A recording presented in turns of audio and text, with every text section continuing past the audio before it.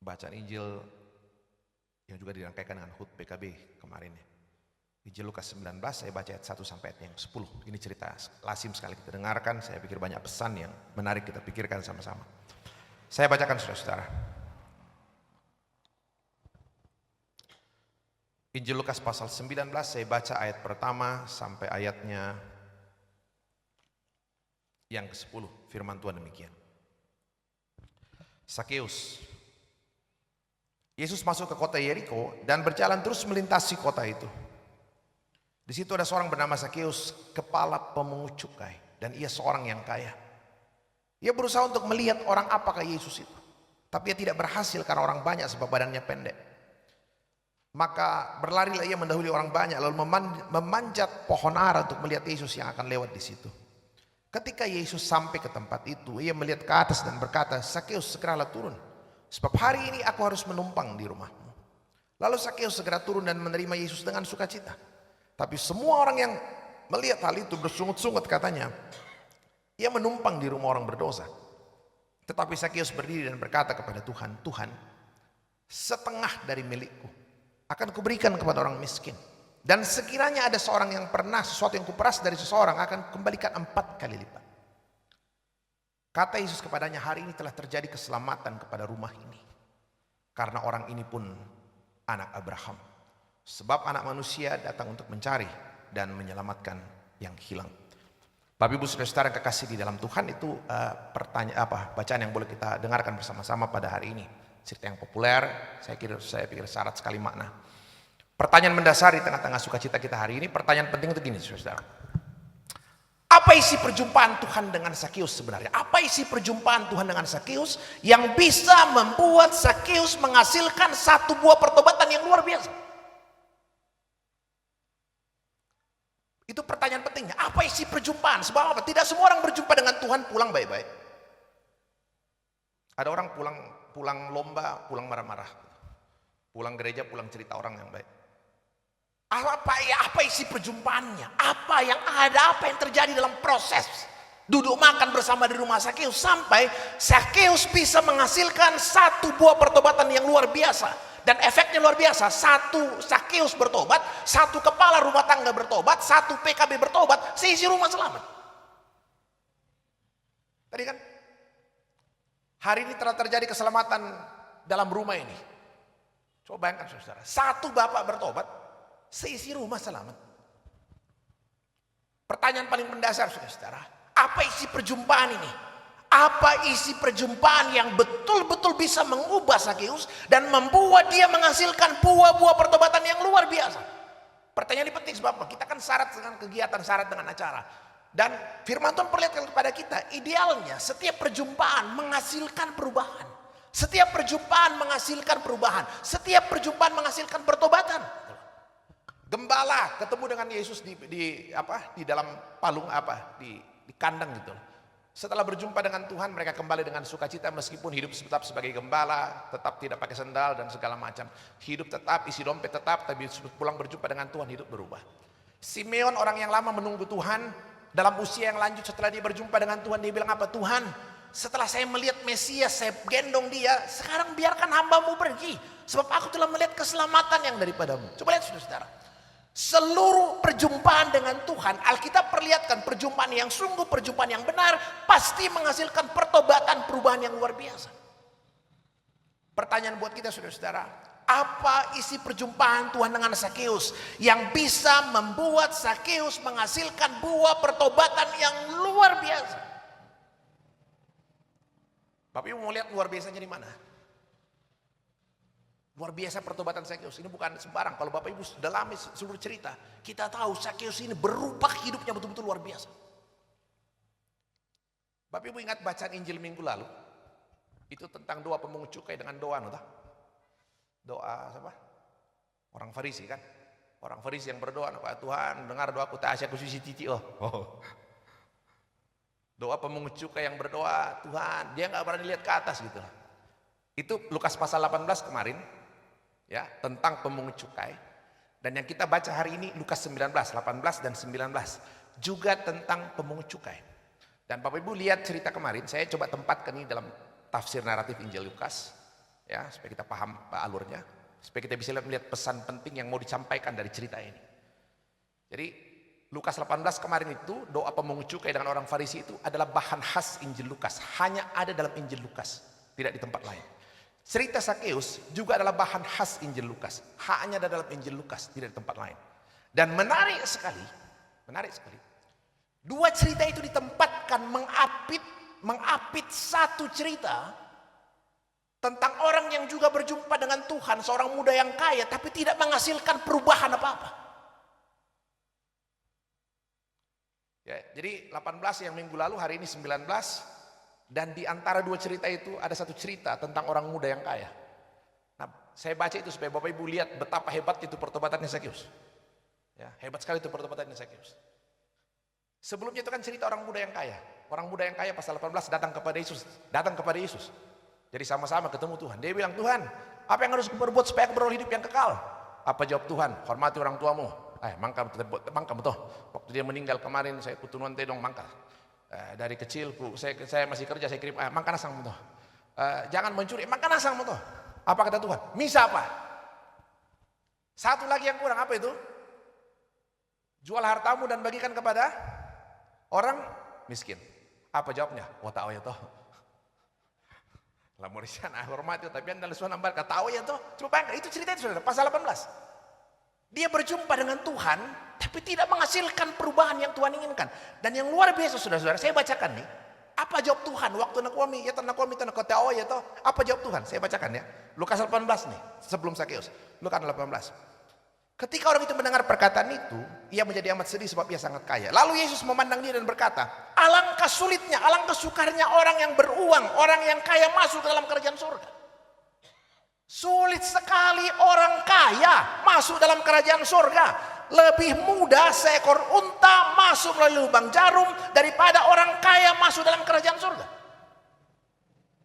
Sulit sekali orang kaya masuk surga. Lebih mudah seekor onta masuk lubang jarum daripada orang kaya masuk surga. Yang bilang begitu siapa? Pendeta Alfred kah? Bung Yesus kah? Tuhan Yesus. Kira-kira Tuhan Yesus yang bilang itu benar apa tidak? Benar. Benar toh? Udah ragu-ragu. Yang bilang sulit orang kaya masuk surga, Tuhan Yesus. Yang bilang lebih mudah seekor unta masuk lubang jarum daripada orang kaya masuk surga, bukan pendeta Alfred. Tuhan Yesus. Sulit sekali orang kaya masuk surga. Jadi kalau Tuhan Yesus yang bilang kira-kira tongan raka tutarka. Tongan liu. Masih mau kaya?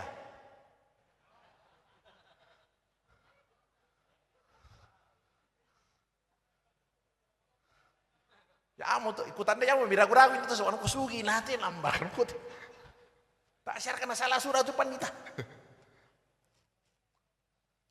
Tuhan bilang sulit sekali orang kaya masuk ke dalam kerajaan sorga. Lebih mudah seekor unta masuk lubang jarum daripada seorang kaya masuk surga. Apa jawab murid-murid waktu itu? Kok murid-murid stay?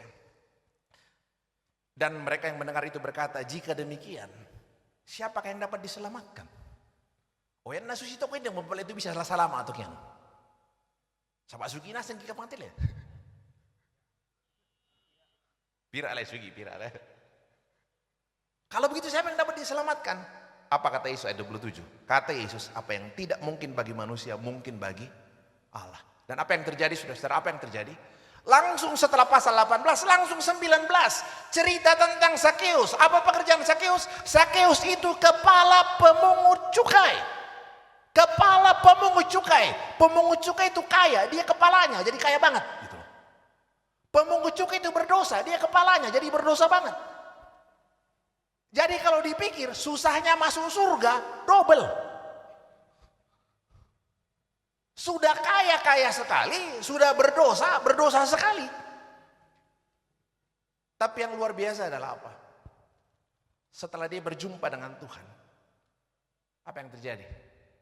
Dia bilang begini, Tuhan setengah dari milik.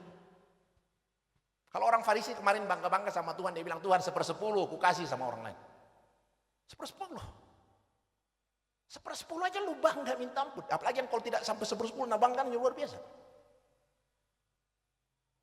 Orang Farisi kemarin dengan bangga, Tuhan 1/10 kuberikan. Sakeus berapa? Separuh. Saya mau cerita ini supaya apa? Kita bayangkan hebatnya pertobatan Sakeus. Saya bilang kalau kita sebut Sakeus pasti yang Bapak Ibu pikirkan pendek. Itu aja yang di otak kita kan. Itu aja, nggak lebih dari itu. Lihat orang pendek, wah Sakeus. Yang harus kita ingat adalah apa? Sakeus itu apa? Pertobatan yang luar biasa, yang menghasilkan buah-buah pertobatan lebih dari orang Farisi. Orang Farisi separuh. Orang Farisi itu orang yang paling taat, Bapak Ibu Saudara. Kok bahasa atau bacaan minggu lalu, wah saya kasih 1/10, saya berpuasa 2 kali seminggu. Bapak Ibu tahu berpuasa 2 kali seminggu, orang Yahudi secara umum dalam Alkitab, mereka hanya diminta berpuasa sekali setahun pada hari raya pendamaian. Orang Yahudi umumnya hanya diwajibkan berpuasa sekali setahun. Orang Farisi berpuasa berapa kali? 2 kali seminggu. Jadi kalau 1 tahun 52 minggu itu berarti dia berpuasa 100 hari. Orang umum berpuasa 1 hari, dia 100 hari dalam 1 tahun. Artinya apa? Dia bisa taat 100 kali lipat daripada orang biasa. Sakeus menghasilkan pertobatan lebih dari ketaatan seorang Farisi. Coba bayangkan. Saya sengaja ceritanya supaya kita lihat hebatnya itu ya. Buah pertobatan. Orang yang tadinya hanya di otaknya yang mana betul saya tengah. Kan dia bilang ya, Tuhan separuh dari hartaku kuberikan kepada orang miskin. Jadi kalau Pak Wakil Bupati punya 2 mobil, 1 buat pendeta boleh itu. Kira-kira gitu ya. Separuh Pak, separuh.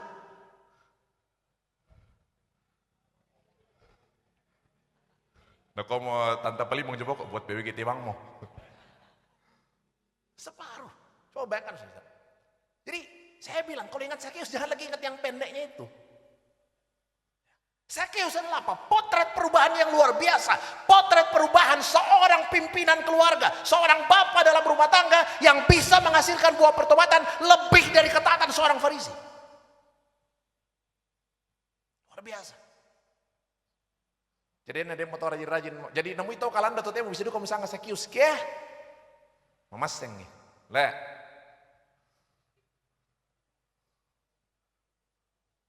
Jadi ternyata Bapak Ibu mau kaya? Mau ya? Nggak apa-apa kaya kan? Yang penting seperti Sakeus, separuh. Nah, separuh Pak. Kalau enggak separuh sulit Bapak masuk surga. Bapak mau kaya tidak mau separuh, susah itu saya bilang. Nah Bapak coba lihat ya, lihat Sakeus tuh ya. Orang yang otaknya kemarin hanya peras orang. Orang yang kemarin otaknya hanya duit. Jadi saya bilang begini, kalau orang itu di otaknya sampai sekarang hanya duit di otaknya. Saya mana lantangan dengan apapun. Kayak lama song, kayak lama tangga. Emang nalan saya lantangan. Itu antitesisnya Sakeus. Itu Sakeus masa lalu itu. Sakeus yang belum berjumpa dengan Tuhan. Coba bayangkan saudara. Jadi luar biasa. Sakeus menghasilkan 1 buah pertobatan yang luar biasa. Nah, Bapak Ibu Saudara yang kekasih di dalam Tuhan. Karena itu menarik sekali. Kalau ditanya tadi apa isi perjumpaan itu? Jawaban pertama. Di dalam perjumpaan itu ada kasih yang luar biasa yang sanggup mengubah orang. Ada kasih Kristus dalam perjumpaan yang sungguh. Ada kasih Kristus yang sanggup mengubah seorang ayah yang tampaknya tidak bisa berubah. Bisa berubah. Kalau dia berjumpa sungguh-sungguh dengan Kristus. Saya percaya 3 hari acara PKB di sini. Semua anggota PKB sudah berjumpa dengan Kristus. Amin. Jadi kalau sudah pulang ke rumah Sulema Apraya pasti nakomaan. Cuma kuasa yang alim. Tiba Pak Anas sudah. Tak menabunin atau isi dompena sama.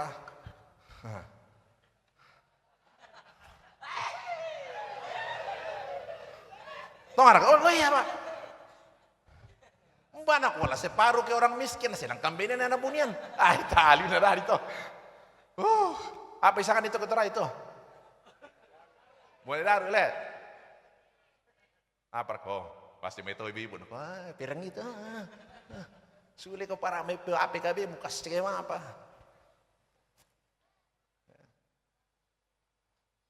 Jadi 3 hari di sini buat saya kegiatan itu luar biasa.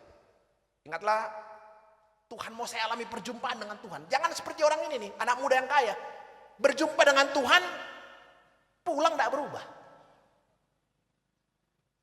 Nah saudara-saudara, jadi kalau ditanya apa isi perjumpaan, yang paling pertama, di dalam perjumpaan itu ada kasih yang luar biasa. Kasih yang sanggup mengubah hidup orang. Kasih yang dalam bacaan kemarin, bacaan Yesaya kemarin dia bilang, sekalipun dosamu merah seperti kermisi, sekalipun dia merah seperti kain kesumbah, Tuhan bisa ubah menjadi putih seperti bulu domba. Tapi bayangkan gak, saya bilang kutangga-tangga sama itu bacaan untuk luar biasa. Lihat. Apa ini dosa apa sih ini? Sehebat apa kasih ini yang bisa mengubah orang yang berdosa luar biasa? Ya. Kalau Bapak Ibu bayangkan itu dosanya umat Israel kemarin yang dalam kitab Yesaya, yang Tuhan bilang basuh dan bersihkan dirimu, dan sekalipun dosamu merah seperti kermisi, merah seperti kain kesumbah, Tuhan bisa ubah menjadi putih seperti bulu domba. Saya pikir Bapak Ibu bisa bayangkan gak parahnya dosa itu? Ya. Kalau baca kemarin itu, umat Tuhan itu diibaratkan dengan penduduk Sodom dan Gomora. Hai manusia Sodom dan Gomora. Coba bayangkan. Sodom dan Gomora itu Bapak Ibu ingat, kota yang dihancurkan Tuhan dengan api dari langit pada zaman Abraham dan Lot. Abraham masih membela, Abraham berdoa sama Tuhan. Dia bilang sama Tuhan, Tuhan, masalah misanggang-sanggang di Sodom sola Gomora. Tuhan, ingatkan doa syafaat Abraham untuk Sodom dan Gomora. Abraham bilang apa? Tuhan, kalau ada 50 orang benar, apakah kau hancurkan kota ini? Apa jawab Tuhan sama Abraham? Tuhan, Abraham, oke. Ya nanti siapa 50 orang benar, selamat kota itu. Abraham berpikir-pikir, beta akan na 50 teh. Ya tumben anu sampai no kembali ma peraya na batu menimani sampai Tyson.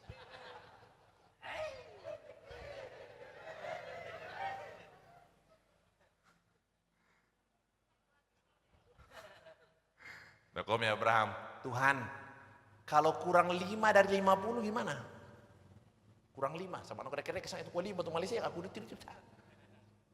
Kalau kurang 5, apa jawab Tuhan? Oke, kalau ada 45, selamat kota itu. Sebelum Abraham datang-datang, kapan nagan na 45 teh. Tahu teh, ya tumbenan malu banung setui mana pun aku tiru sama. Tuhan kalau 40 gimana? Tuhan bilang, oke Abraham, kalau 40 selamat satu kota. Abraham pulang lagi, pikir lagi, dia tawar, Tuhan kalau 30. Terakhir dia tawar lagi, Tuhan kalau 20. Terakhir dia minta berapa? 10. Tuhan terakhir tahuan dikati. Yang rasa ngepulau bangkuan nih. Tuhan bilang apa? Oke Abraham, kalau ada 10 orang benar, selamat kota itu. 10 saja. 10 orang benar selamat satu kota. Bangga tuh. Tapi bisa bayangkan, kalau tadi cerita Sakeus, satu bapak dalam keluarga seisi rumah selamat. Kalau ada 10 orang benar, selamat satu kota. Sayangnya, ternyata 10 pun gak cukup. Jadi Bapak bisa bayangkan, kalau mencari 10 pun sulit. Kalau hari ini saya mau berdoa sama Tuhan, ku sangat tahan lah sama 10 ku peta ada lek. Nah, 5 sabut deh. Masih nukom kita kuping, 5 sabur budak PKB mana tuh nah. Amin reka. Langgam betul ya. Saudara-saudara, luar biasa. Jadi itu yang luar biasa, tapi toh dipulihkan Tuhan. Tapi sayangkan dosanya kemarin itu, dosa yang membuat Israel itu seperti Sodom dan Gomora. Dosa yang kemarin itu membuat, Bapak Ibu ingat kan? Yang kemarin itu nubuat sebelum dibuang. Ya. Dosa itu dosa yang membuat Tuhan mengizinkan bait suci dihancurkan. Bapak Ibu ingat bacaan kemarin itu sampai Tuhan bilang, saya nggak mau dengar lagi doamu, kejijikan, semua persembahanmu tak aku berhenti. Coba bayangkan saudara. Ya. Dan Bapak Ibu tahu kan, nubuat kemarin disampaikan Tuhan dan Israel tidak pernah berubah setelah dinasehati berkali-kali. Nabi menyampaikan sesuatu tidak pernah mau berubah. Akhirnya apa? Israel diizinkan hancur, dibuang 70 tahun. Dan yang paling parah, bangunan kebanggaan, bait suci, Tuhan izinkan runtuh. Bapak Ibu tahu bait suci itu, saya sampaikan ini supaya Bapak Ibu ingat betapa Tuhan tidak menyayangkan benda barang bait suci yang luar biasa megah itu dengan sangat mahal. Buat Tuhan tidak ada artinya ketika tidak ada ketaatan.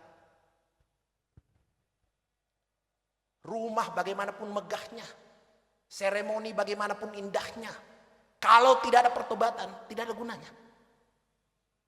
Ingat kan kemarin, bait suci hancur tuh. Ya, Bapak Ibu tahu bait suci itu berapa biayanya dibangun? Saya berapa kali khotbah di upacara acara penabisan gereja. Dan mereka reken RAB yang tuan. Bait suci. Nanti Bapak Ibu baca di 1 Tawarikh pasal terakhir, berapa biaya pembangunan bait suci. Ya. Tidak ada ditulis jelas di situ, tapi saya coba hitung-hitung emasnya saja. Ya. Kan yang bangun bait suci itu Salomo, tapi yang kumpulkan seluruh bahannya Daud ayahnya. Sebelum dia meninggal. Nanti Bapak Ibu baca di 1 Tawarikh pasal terakhir, sumbangan pembangunan bait suci, ada emas, perak, permata, tembaga, kayu-kayu yang lain. Tapi yang saya mau hitung, emasnya saja, Bapak Ibu tahu berapa banyak emas dipakai bangun bait suci? 8.000 talenta. Emasnya saja 8.000 talenta. Emas itu yang dihancurkan dan kemudian dibawa Nebukadnezar waktu bait suci dihancurkan. 8.000 talenta. Bapak Ibu tahu 8.000 talenta berapa? 8.000 talenta itu. 1 talenta itu 34 kilogram. Oh. 8.000 talenta. 1 talenta itu 34 kilogram. Bukan gram, kilogram. Dan kira kan pakai emas bisa kilo, tak tahu.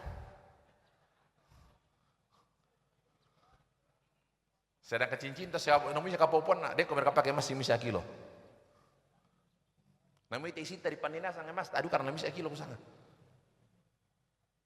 Sekilo bayangkan. Jadi Bapak bisa bayangkan banyaknya emas itu, ya. Kalau 1 kilo, coba bayangkan 1 talenta 34 kilo. Jadi kalau 1.000 talenta 34.000 kilo. Kalau 8.000 talenta itu berarti berapa itu? Oh, kali banget itu. 1 kilogram itu berapa gram? 1.000. 1.000 tah? 1 kilogram 1.000 gram. Oh, ini 1 talenta 34 kilogram. 1 gram berapa rupiah? Ini aku biasa malah aku pegadaian. Anda yang mau kue 800.000, 900.000, kali banget 1 juta. Kalau dikali 1 juta, itu total biayanya 272 triliun rupiah. Kurek-kurek juga kalkulator kuna macet sama karena budak nol nol pokok. Bapak coba bayangkan, benda bangunan semegah itu Tuhan biarkan hancur. Coba Bapak bisa bayangkan parahnya dosa itu, parahnya kesalahan itu. Bangunan semegah itu pun Tuhan biarkan hancur. Saya bisa bayangkan, sampai Tuhan bilang kan kemarin di kitab Yesaya, saya nggak mau lagi dengar doamu, saya nggak mau dengar lagi perayaanmu. Seorang teolog mengatakan ketika Tuhan izinkan bait suci hancur, itu sebenarnya Tuhan mengatakan saya tidak butuh lagi, yang saya butuhkan apa? Pertobatan, buah. Makanya khotbah di bukit, Bapak Ibu Saudara khotbah di bukit, Tuhan Yesus bilang apa? Kalau engkau kasih persembahan, mau kasih persembahan, ingat masih ada amarah di hati saudaramu. Tapo misi pakadami lu silumu, tomatuamu, samunmu. Kalau kau kasih persembahan, ingat masih ada amarah di hati saudaramu. Tuhan bilang apa? Simpan dulu persembahanmu. Pergi berdamai. Setelah itu baru kembali untuk memberikan persembahan itu. Saudara yang kekasih di dalam Tuhan Yesus Kristus. Tuhan merindukan satu buah pertobatan yang luar biasa. Nah, yang kedua, saya sedikit lagi. Bagaimana proses perjumpaan ini? Jadi tadi saya bicara isi perjumpaan. Ada kasih yang luar biasa. Dan yang kedua, saya bicara sedikit tentang proses perjumpaan. Ya. Saya ada 2 kata yang saya pikir jadi kunci di sana. Ya. Ini saya coba cepat, mudah-mudahan agak sistematis. Ya. Proses apa? Bagaimana proses itu terjadi? Di dalam ayat 3 tadi, ya. Ia berusaha untuk melihat Yesus.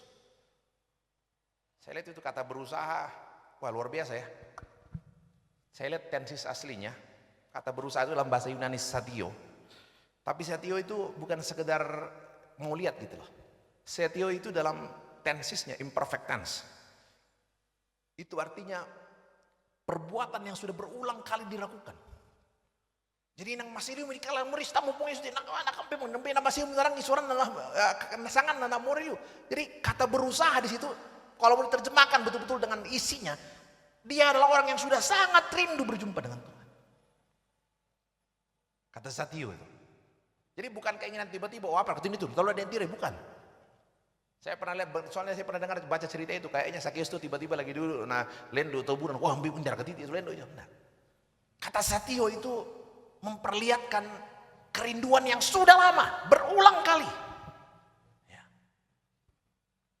Yesus ingin dia cari dalam hidupnya, dan dia cari berbeda dengan cara orang muda yang kaya tadi cari Tuhan.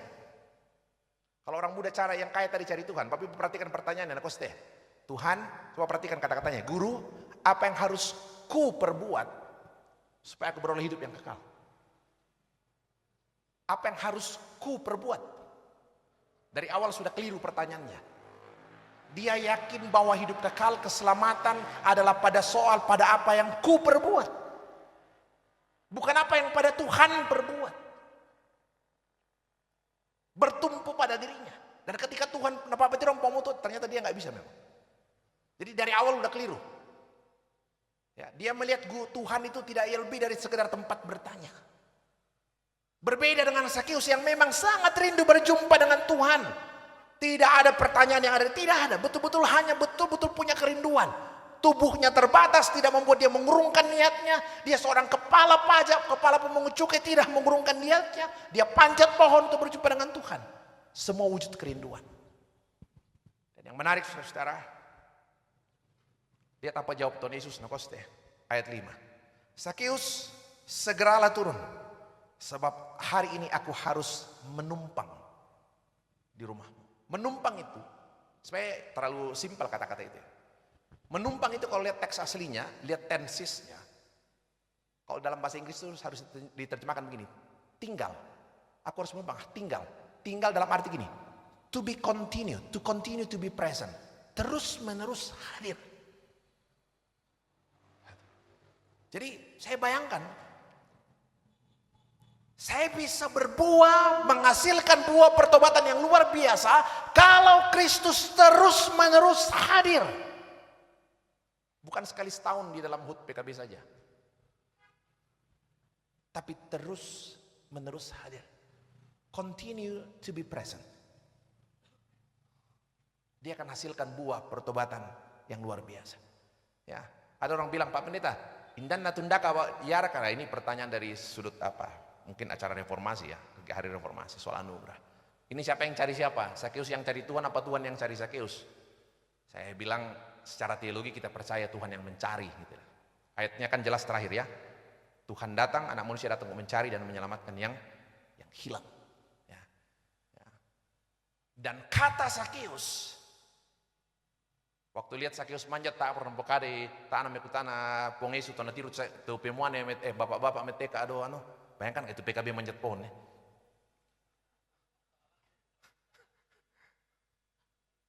Wow. Jadi anak PKB aku sangat parah juga tuh lomba panjat pohon le, tak panjat pinang.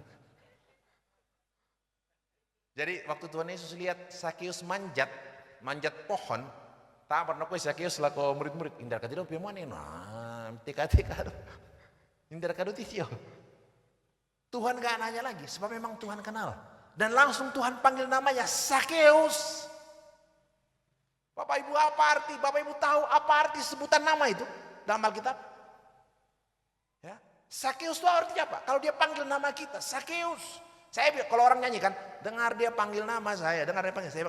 Itu jangan, Ibu itu bukan lagu biasa. Artinya gini, dalam sekali maknanya. Kalau firman Tuhan katakan Tuhan panggil namamu. Saulus dipanggil dengan apa? Saulus. Dipanggil namanya. Siapa lagi yang dipanggil namanya? Samuel. Di rumah Imam Eli ketika dia masih kecil, Tuhan datang. Samuel. Tandi Samuel nan tambahin, kau tanya sama Imam Eli, "Mbak, kamu rekan tambahin." Sudah ke mama. Datang lagi Samuel. Apa artinya kalau Tuhan panggil nama? Yesaya 45 ayat 4. Yesaya 45 ayat 4, Yesaya 43 ayat 1. 2 ayat. 45 ayat 4. Oleh karena hambaku Yakub dan Israel pilihanku, maka aku memanggil engkau dengan namamu, menggelari engkau sekalipun engkau tidak mengenal aku. Coba bayangkan. Panggil nama berarti apa? Tuhan mengenalmu meskipun kau gak kenal Tuhan. Itu sebabnya ketika Saulus dipanggil, Saulus, Saulus, siapa engkau Tuhan? Kau gak kenal Tuhan, tapi Tuhan kenal dirimu. Yesaya 43 ayat 1. Tapi sekarang beginilah firman Tuhan yang menciptakan engkau hai Yakub, yang membentuk engkau hai Israel. Janganlah takut sebab aku telah menebus engkau, aku telah memanggil engkau dengan namamu, engkau ini kepunyaanku. Panggil dengan nama berarti apa? Dia yang sudah ditebus, dia yang adalah milik kepunyaan Tuhan.